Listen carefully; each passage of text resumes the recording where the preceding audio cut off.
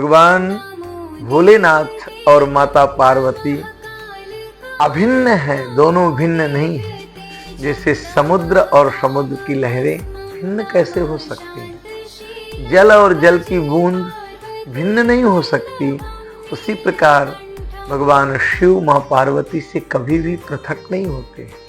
जलहरी पार्वती हैं, शंकर जी का जो लिंग है वो शिव है, पृथक नहीं है।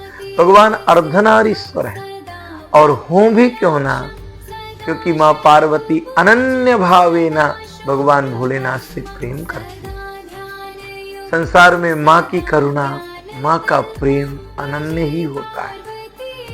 माता कभी भी बच्चों से निष्कपट, निश्छल और निस्वार्थ ही प्रेम करती है। दुर्भाग्य है बच्चे मां को समय नहीं दे पाते।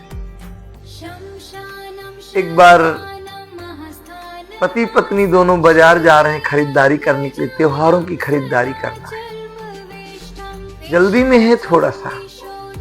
अचानक बेटे की नजर पड़ी कि मां बैठी हुई है।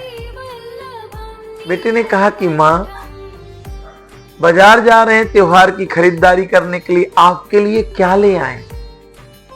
मां ने कहा नहीं बेटा, कुछ नहीं चाहिए।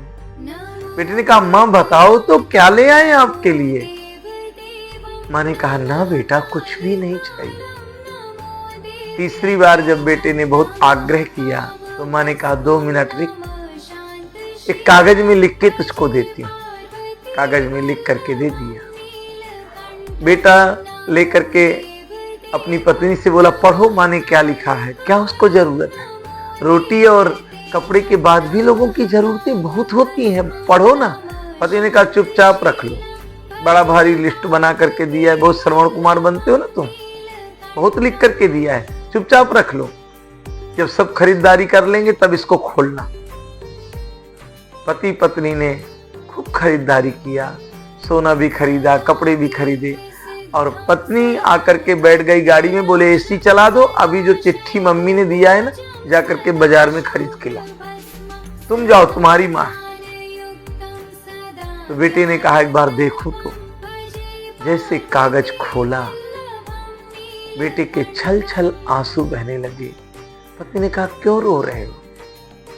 बोले मां ने लिखा ही ऐसा है। मां ने लिखा था कि बेटा, त्योहारों में अब कपड़ों की जरूरत नहीं है, गहनों की जरूरत नहीं है, ना उपहारों की जरूरत है अब मुझको जीवन में। परंतु बेटा, अगर इस बाजार में समय कहीं मिल रहा हो तो कुछ फुर्सत के क्षण खरीद के लाना और अपनी मां को देना, क्योंकि बेटा सांझ ढल रही है, अंधेरा गहरा रहा है, उम्र ढल रही है, बुढ़ापा बढ़ रही है। अब डर लगता है, इच्छा होती है कि आओ मेरे पास 2 मिनट बैठो। घर में बैठे देखती रहती हूँ, बहू निकल गई, पोता निकल गया, पोतियां निकल गई, बेटा निकल गया, किसी के पास फुर्सत ही नहीं कि 2 क्षण मुझसे बैठ करके बातें कर। एक पीड़ा है अंदर कि मुझसे 2 क्षण कम से कम थोड़ा फुर्सत के सामने मेरे पास बैठो, बस मुझे इतना ही चाहिए। बहू भी रोने लगी, बेटा भी रोने लगा, और दोनों ने कहा कि कितने अकेले हो जाते हैं बुढ़ापे में लोग। प्रिय आत्मजो, लोग बुढ़ापे में बिल्कुल अकेले छोड़ देते हैं अपने मां को, अपने पिता को। बूढ़ों से कौन बात करना चाहिए, जबकि उनको आपके बातों की जरूरतें होती। तो थोड़ा सा मोबाइल और टीवी का समय बचा करके उनसे बातें करो, उनके हाल चाल समझो। मां पार्वती जैसे निष्काम है, वैसे हर मां निष्काम है।